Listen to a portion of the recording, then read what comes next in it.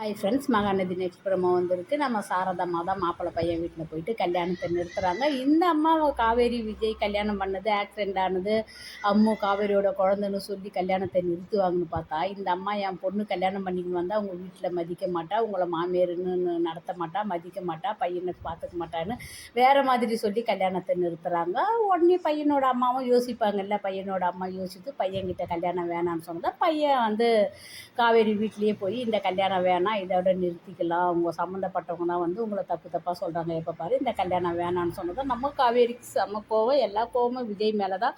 இதை கண்டிப்பாக அம்மோட அப்பா விஜய் தான் நிறுத்தியிருப்பார். நான் அவரை வச்சுக்கிறேன்னு கோயிலில் போய் திட்டுறா, இந்த கல்யாணத்தை நிறுத்திட்டீங்களா, உங்களுக்கு சந்தோஷமான, உங்களை யார் தான் பிடிச்சி இனி கல்யாணம் பண்ணிக்க போகிறாங்கன்னு சொன்னதை, என்னை உயிருக்கு உயிராக லவ் பண்ணுற ஒருத்தர் நான் கல்யாணம் பண்ணுவேன்னு சொன்னேன். அந்த உயிருக்கு உயிராக லவ் பண்ணுறவர் நம்ம விஜய் தான் சொல்லிட்டு எப்போ புரிஞ்சுக்க போகிறா காவேரி. அடுத்தது சொல்ல பார்க்கலாம். Bye by.